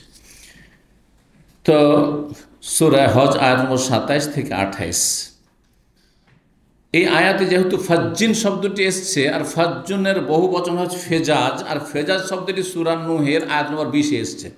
এই জন্য ফেজাজের তফসির করতে লাগে, ইমাম বুখারী রাহিমাহুল্লাহ কোনো একটা শব্দ যদি কোথাও আসে আর সেটা কোরআনে কারিমে এসছে, তখন তার তফসির করেন যাতে করে কোরআন বোঝাটা সহজ হয়ে যায় সহিহ বুখারীর পাঠকদের জন্য। লেতাসলুকু মিনহা সুবুলান ফেজাজা, সবল সাবিলের বহু বচন মানে রাস্তা, পথ, আর ফেজাজ ফাজ্জুন মানে প্রশস্ত। তো বলছেন যে ফেজাজান মানে কি, বলছেন আত্মরকুল ওয়াসিআ, প্রশস্ত রাস্তা, প্রশস্ত রাস্তা। জি, তো ফাজ্জিন আমি দূর দূরান্ত থেকে, দূর দূরান্ত প্রশস্ত। যখন আমরা কাছে আছি জায়গাটা সীমিত আছে, কিন্তু এটা যখন সারা পৃথিবীতে, সারা আপনার দিগন্তে ছড়িয়ে পড়বে, তখন দূর দূরান্ত হয়ে যাবে, অনেক দূর হয়ে যাবে তখন সেটা। তো এখান থেকে দূর দূরান্তের অর্থে করা হয়েছে। 1514 নম্বর হাদিস, সালেম বিন আবদুল্লাহ বিন উমর রাদিয়াল্লাহু তাআলা আনহুমা রাহিমাহুল্লাহ বর্ণনা করেছেন, আখবরাহু বলছেন, আন্না ইবনে উমর, তার পিতা আবদুল্লাহ বিন উমর রাদিয়াল্লাহু তাআলা আনহুমা সম্পর্কে বলছেন, কাল বলেছেন, রাআইতু রাসূলুল্লাহ রাসূলুল্লাহ দেখেছি, ইয়ারকাবু রাহিলাতাহু বিজিল হুলাইফা, তিনি তার বাহনে চাপতেন জুল হুলাইফা নামক স্থানে। জুল হুলাইফা কোথায়? হ্যাঁ, মদিনার মিকাত, তার বর্তমান নাম জুলহুলাইফা লেখা আছে, কিন্তু আরেকটা নাম লেখা আছে, নতুন নাম, হ্যাঁ, আবারে আলী বা আবিয়ারে আলী, বুঝা গেছে, আবিয়ার আলী নাম পড়েছে তার। জুলহুলাইফা নবী সাল্লাল্লাহু আলাইহি ওয়াসাল্লামের হাদিসে রয়েছে, সেখানে বাহনে চাপতেন, সুম্মা ইহিল্ল, তারপরে তালবিয়া উচ্চারণ করে, আহাল্লা ইহিল্ল মানে উচ্চ স্বরে তালবিয়া পাঠ করা, তারপরে তালবিয়া পাঠ করতেন কখন, হিনা তাস্তাওয়িয়া বিহি কায়মা, যখন তার বাহন তাকে নিয়ে চলমান হইত। বাহন বসেছিল, ওঁট যেহেতু বসে আছে সে অবস্থায় চাপলেন, আর তারপর ওঁট দাঁড়িয়ে গেল, ওঁট দাঁড়িয়ে গিয়ে যখন চলতে লাগলো, হরকত করলো, তখন নবী সাল্লাল্লাহু আলাইহি ওয়াসাল্লাম কি বলতেন, আল্লাহুম্মা লাব্বাইক উমরা বা আল্লাহুম্মা লাব্বাইক হাজ্জান, লাব্বাইক আল্লাহুম্মা লাব্বাইক লাব্বাইক লা শারীকা লাক লাব্বাইক ইন্নাল হামদা ওয়ান নি'মাতা লাক ওয়াল মুলকু লা শারীকা লাক, তালবিয়া পাঠ শুরু করতেন। এইটি হচ্ছে সূক্ষ্ম সহি সুন্নাহ। এই মর্মে আরও কিছু মত রয়েছে, কেউ বলছেন আর আমলও রয়েছে, অনেকে করেন কি, মসজিদে গিয়ে 2 রাকাত নামাজ পড়লেন, আর তারপরে ওখান থেকে নামাজটা পড়ার পরে আল্লাহুম্মা লাব্বাইক উমরা পড়ে নিলেন, করছেন না অনেকে, এরকম করছেন, মসজিদ থেকে করে ফেলছেন। অথবা অনেকে বাসের কাছে আসলেন, আর তারপরে যেমনই ওখানে রেডি হয়েছেন, তখনই লাব্বাইক উমরা, অথচ এখন বাস আপনার চলতে লাগেনি, অথবা বাসে বসে আছেন, আগে পড়ে বসে আছেন, লাব্বাইক উমরা পড়ে বসে আছেন, তাহলে সবগুলি হচ্ছে তাহলে ভুল আসলে সুন্নাহর আর আলোকে, এগুলো ঠিক নয়। কোনটা ঠিক? যখন বাসটা আপনার স্টার্ট দেবে, বাস চলতে লাগলো, আপনি বলেন আল্লাহুম্মা লাব্বাইক উমরা লাব্বাইক আল্লাহুম্মা লাব্বাইক শুরু করে দেন, তখন যদি নবী সাল্লাল্লাহু আলাইহি ওয়াসাল্লামের সূক্ষ্ম সুন্নতের আমল করেন তাহলে। জি,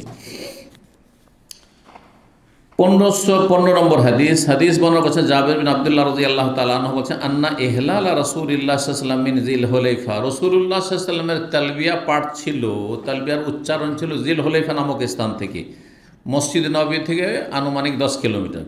হিনাস্তাওয়াত বিহিনা রাহিলাতু, যখন তার বাহন তাকে নিয়ে চলমান হইতো, চলতে শুরু করতো। এই হাদিস আনাসও বর্ণনা করেছেন, ইবনে আব্বাসও বর্ণনা করেছেন রাদিয়াল্লাহু তাআলা আনহুম।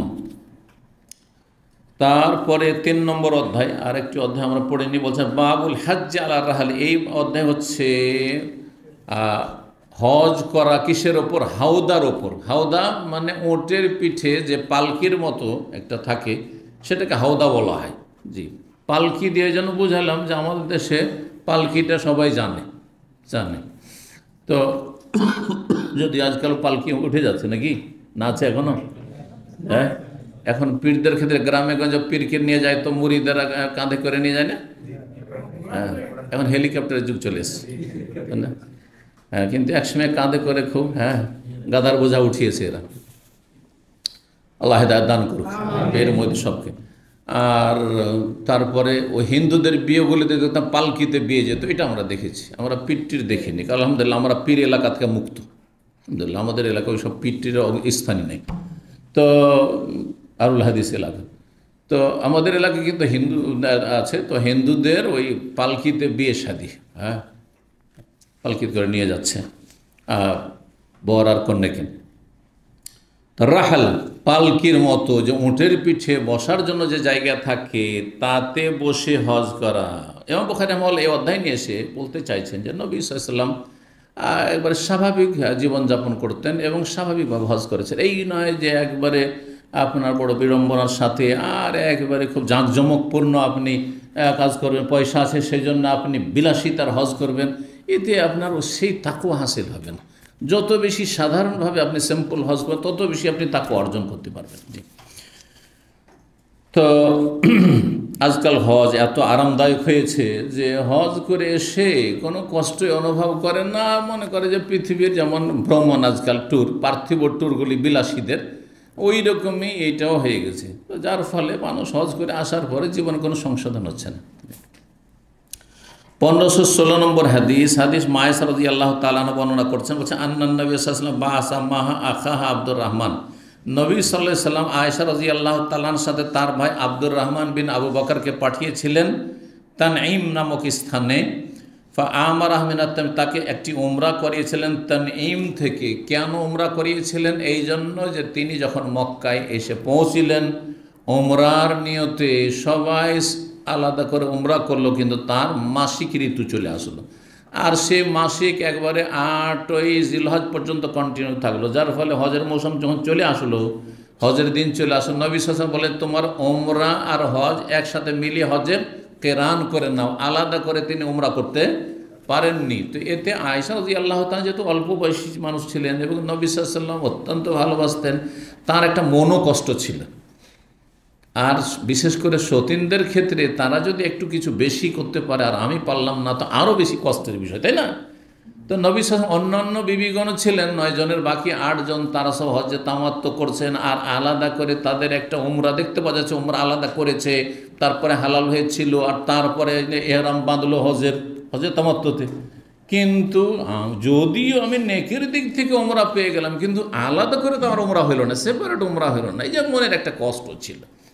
তো মায়েশা রাদিয়াল্লাহু তাআলা আনহা হজ শেষ হওয়ার পরে যে রাতটা কাটাচ্ছিলেন নবী সাল্লাল্লাহু আলাইহি ওয়াসাল্লাম আবতাহ নামক স্থানে, বা মুহাসসাব, 2 রকম কথা রয়েছে, মুহাসসাব বা আবতাহ, এই জায়গায় আপনার মাআবেদা এলাকায়, মাআবেদা আজকাল মক্কার যারা বুঝে মহল্লাগুলি, তো মাআবেদা নামক মহল্লায় সেখানে রাত কাটিয়েছেন নবী সাল্লাল্লাহু আলাইহি ওয়াসাল্লাম। আর নবী সাল্লাল্লাহু আলাইহি ওয়াসাল্লাম নিজেও গেলেন না, বললেন যে তোমার বোন যেহেতু আক্ষেপ করছে যে আমি আলাদা করে একটা উমরা করতে পারলাম না, আর আপনার অন্য অন্য স্ত্রী তো সবাই উমরা আলাদা আলাদা নিয়ে গেল, তো আব্দুর রহমানকে বললেন যাও একে নিয়ে যাও তানঈম নামক স্থানে। কেন? তানঈম কি মিকাত না? তানঈম মিকাত নয়, মক্কার লোকদেরও মিকাত যারা বলবে তারা ভুল কথা বলবে, এটি মিকাত নয়, বরং এটি হচ্ছে আদনাল হিল, মানে হালাল এরিয়ার বা হারাম এরিয়ার বর্ডার। হারাম এরিয়া শেষ হচ্ছে আর হালালের এলাকা শুরু হচ্ছে। দেখবেন সেখানে একটা পিলার আছে, রোডের পাশে পিলার দেখবেন লেখা আছে নেহায়াত হাদ্দিল হারাম, এখানে হারামের বর্ডার এন্ড হচ্ছে, শেষ হচ্ছে। জি, তো এখানে হারাম সবচেয়ে নিকটের হালাল এরিয়া হচ্ছে মসজিদে তানঈম, মক্কাতুল মুকাররমার কাবা থেকে 5 কিলোমিটার। অন্যদিকে গেলে অনেক দূর যেতে হতো, অন্যদিকে যদি মিনার দিকে যেতে হতো, মেনা পার হয়ে মুজদালিফা আরাফার কাছাকাছি যেতে হবে, তাহলে হালাল এরিয়া আসবে। এই রকমই তায়েফের দিকে আসলেও দূর হয়ে যাবে, ওই রকমের জেদ্দার দিয়ে গেলে একেবারে সারায়ের ওই দিকে যেতে হবে, তাহলে অনেক দূর হয়ে যাবে। যার ফলে নবী সাল্লাল্লাহু আলাইহি ওয়াসাল্লাম কাছাকাছি হালাল এরিয়াতে পাঠালেন যে যখন উমরা করবে, তো মক্কা থেকে যখন উমরা করবে তাহলে তুমি হালাল এরিয়াতে গিয়ে ইহরাম করে হারাম এরিয়া ঢুকে এসো, যাতে করে উমরার ইবাদত বন্দেগী হালাল এরিয়া থেকে শুরু হয় আর হালাল হারাম দুটো এরিয়া মিলে সম্পাদিত হয়। বিষয়টি এইভাবে বুঝবেন, এই হিকমতের কারণে। এই জন্যই অধিকাংশ ওলামাদের মত হচ্ছে যে মক্কাবাসী, মক্কার স্থায়ী বাসিন্দা অথবা মক্কায় যারা প্রবাসীরা আছেন, স্থায়ী থাকছেন, তারা যে উমরা করবেন নিজের ঘর থেকে উমরার ইহরাম বাঁধবেন না, তারা কাছাকাছি যে হালাল এরিয়া সেখানে যাবেন, আর সেটা হচ্ছে তানঈম, আর সেখানে গিয়ে সেখান থেকে ইহরাম করে আসবেন, সেখান থেকে ইহরাম করে আসবেন। বাইরের লোকেরা না, বাইরের লোকেদেরকে মিকাত যেতে হবে, তাইফ যেতে হবে, নয় মদিনায় যেতে হবে, যেখানে মিকাত আছে, যে 5টি মিকাত রয়েছে, যে কোনো একটি মিকাতে যেতে হবে। যদি ভুল করে চলে আসে তাহলে ঘুরে যাক, আর যদি না যায় এখান থেকে করে তাহলে তাদেরকে দম দিতে হবে ওয়াজিব ছাড়ার জন্য। তো কথা লম্বা হয়ে যাচ্ছে। তো এই হচ্ছে রহস্য। আরেক দল বলছেন যে না, ও হজ হোক আর ওমরা হোক, মক্কাবাসী নিজের ঘর থেকে এহরাম করবে। কিন্তু এই ফতোয়াটিতে একটি হাদিস আমল হচ্ছে, আরেকটি হাদিস ছেড়ে দেওয়া হচ্ছে। আর যারা বলছেন ওমরার ক্ষেত্রে হারামের বর্ডারে যেতে হবে, আর হজ যদি করতে হয়, ধরেন মক্কার লোকেরা হজ করবে, ওমরা টোমরা করবেন না, হজ করবে, তাহলে নিজের বাসা ধরেন ইসফালায় আছে অথবা আজিয়াদে বাসা আছে, যেখানে যার বাসা আছে মক্কাতে, সেখান থেকে এহরাম করে আর তারপরে সোজা মেনা চলে যাবে। সোজা কি করবে? মেনা চলে যাবে। জি, হাজি সাহেবরা এখানে একটা ভুল করে, সেটা হচ্ছে যে যারা ইন্ডিয়া বাংলাদেশের হাজি, তারা সবাই এহরামটা পরার পরে কি করে, কাবা ঘরে ঢুকবে, আর ঢুকার পরে একটা তফ করবে, আর বলে এটা তফে কদুম। না, ভুল। এটা তফে কদুম কোনটাকে বলা হয়? কদুম মানে পদার্পণ করা। যখন প্রথম আপনি দেশ থেকে এসে পদার্পণ করেছেন, তখন ফার্স্ট যেটি ওই তফ করেছেন, সেটার নাম তফে কদুম। আপনি তো এখানে আছেন আগে থেকে। তাহলে হাজি সাহেবরা 8 তারিখে সকালবেলা বা রাত্রে যদি নিয়ে যায়, রাত্রে এসে দলে দলে আসছে আর হারামে ভিড় করছে আর একটা করে তফ করছে, এটা বেদাতি তফ, এটা সুন্নাতি তফ নয়, এটা হচ্ছে বেদাতি তফ। ভালো করে শুনে নেন, কারণ হজের মাসাইল অনেক লোকেরা, বরং অধিকাংশ লোকেরা ভুল করে থাকে। জি, সঠিক তথ্য না জানার কারণে। তো যে কথাটি বলছিলাম, যে ওমরা যদি মক্কার লোকে করতে হয় তাহলে হারামের বর্ডারে যেতে হবে, আর হজ যদি করতে হয় তাহলে বাড়ি থেকেই বা বাসা থেকেই এহরাম করতে পারবে। যেমন হাদিস আসছে যে হাত্তা আহলো মক্কা মি মক্কা, মক্কাবাসী মক্কা থেকে বা নিজের বাড়ি থেকে। তো বলছেন তানঈম থেকে উমরা করাইলেন, আমার তার ভাইকে পাঠালেন সাথে। একা মহিলাকে কেমন করে যাবে? কিন্তু পাঠাইতে হবে, সেজন্য পাঠাইলেন। ও হামালাহ আল কাতাবিন, তাকে নিয়ে গেছিলেন বাহনের, যে কাতাব বলা হয় যে হাওদা বা পালকি, পালকির পিছনে একটা কাঠ থাকে, হ্যাঁ, বেড়ে থাকে কাঠ, ওই কাঠটিকে কাতাব বলা হয়। কাঠের পিছনে বসে, এক কথায় আব্দুর রহমান সামনে বসে ওটের পিঠে, আর পিছনে বোন বসে আছেন। আর এইভাবে তাকে নিয়ে গিয়ে রাতারাতি কি করেছেন, তানঈম নামক স্থান থেকে ওমরা করিয়েছেন আব্দুর রহমান ইবনে আবু বকর রাদিয়াল্লাহু তাআলা আনহুমা।